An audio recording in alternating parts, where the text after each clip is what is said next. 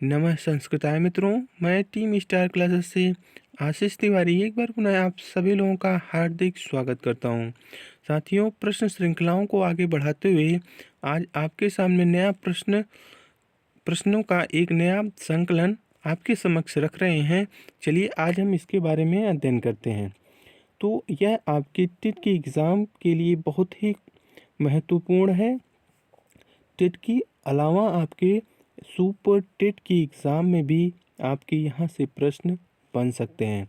भले ही आपका 10 number super TET के एग्ज़ाम में आता है, लेकिन आपको साहित्य से लेकर सभी पहलुओं को, मतलब ग्रामर के जितने भी तथ्य हैं उन सभी को आपको पढ़ना होगा।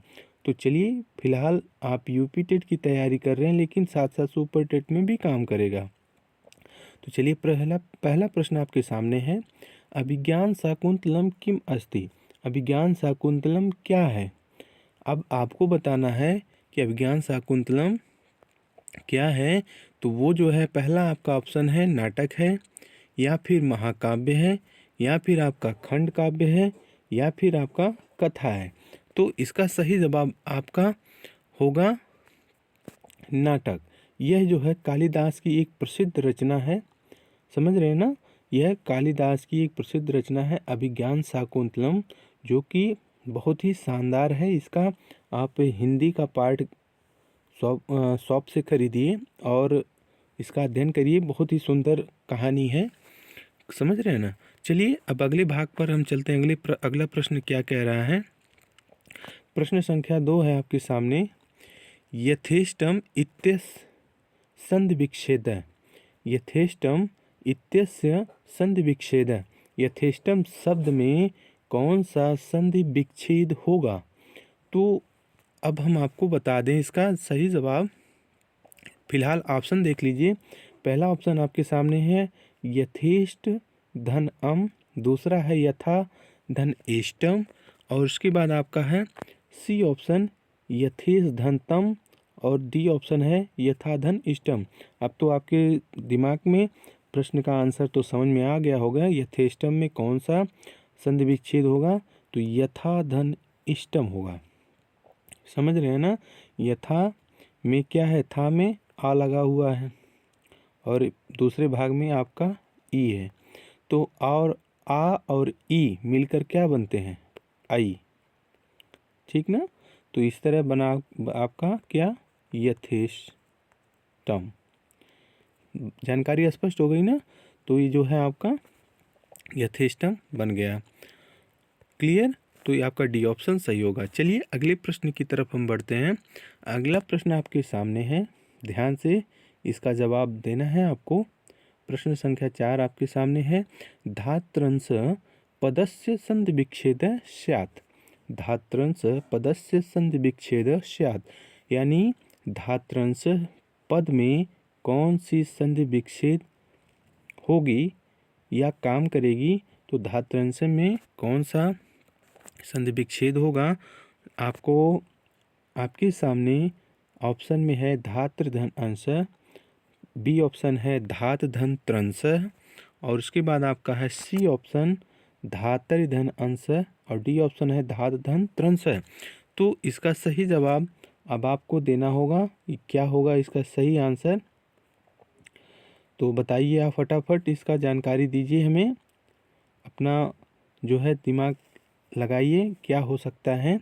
तो धात्रंश शब्द में आपका सही ऑप्शन होगा धात्री धन अंश। धात्री धन अंश है। इसमें आपका कौन सी संधि काम कर रही है? बताइए आप। धात्रंश। तो इसमें जो है आपका ए ऑप्शन तो सही हो गया। धात्री धन अंश, धात्र में त्रा है और दूसरे पार्ट में आपका अ है। तो धात्रंश में आपका जो हो जाएगा, तो इसमें आपका हो जाएगा आपका यण संधि। अब उसको देख लीजिए कैसे बना। धात्रंश में यण संधि कैसे बना, और उसका संधि विच्छेद आपके सामने है। ए ऑप्शन बिल्कुल सही है। तो धात्र, अब देखिए यहाँ पे री हो गया। आपका ता में री लगा हुआ ना, फिर उसके बाद प्लस आपका चिन्ह, उसके दूसरे खंड में आपका क्या है, अंश में आ लगा हुआ है। तो री धन आ मिलकर क्या बनेगा, री धन आ मिलकर रौ बनेगा। समझ रहे हैं ना, री धन औ मिलकर रा बनाएगा। ध्यान से समझिएगा भैया, क्योंकि हमने आपको जो ही इसका वीडियो हमने आपको बता दिया है। प्लेलिस्ट में जाइएगा, संधि के नाम से इसका हमने वीडियो बनाया है, संस्कृत नाम से प्लेलिस्ट है, तो वहाँ पे देखिएगा आप जाके। तो यहाँ पर यण संधि काम करेगा धात्रि अंश में, पहला पार्ट में री और दूसरे पार्ट में अ, तो ये दोनों मिलकर क्या बनाएंगे, र। तो ये हो गया आपका धात्रंश। यण संधि जो है इसमें काम कर रही है। क्लियर हुई बात ना। चलिए अगले प्रश्न पर हम बढ़ते हैं। अगला प्रश्न आपके सामने है, प्रश्न संख्या 5 है। इसका देखिए क्या फैक्ट है। एचो अयवायाव सूत्रानुसारेण ओ वर्णस्य स्थाने अच किम भवति। एचो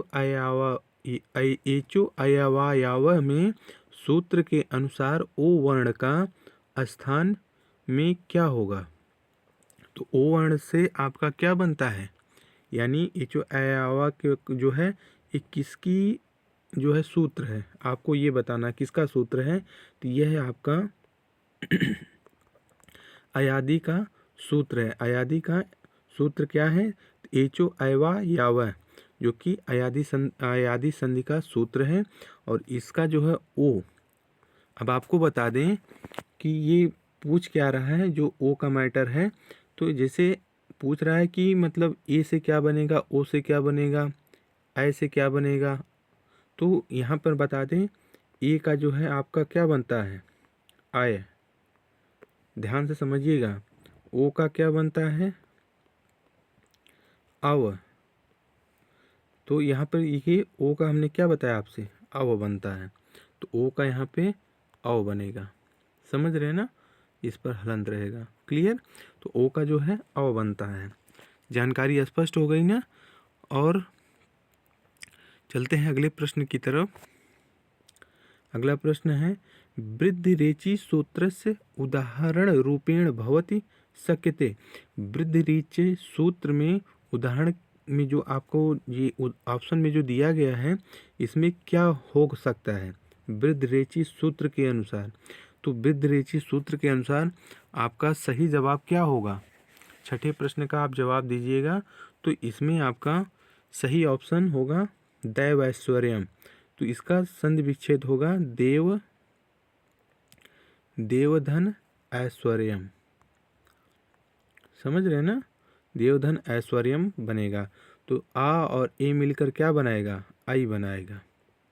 तो इस हिसाब से आपका वा पे आई की मात्रा दी गई है ना, तो ये हो गया दैवैश्वर्यम, जो कि आपका प्रश्न क्या है, वृद्धि रेचि, यानी वृद्धि संधि का ये सूत्र है वृद्धि रेचि, और इसके अनुसार आपका क्या बनेगा, तो दैवैश्वर्यम बनेगा।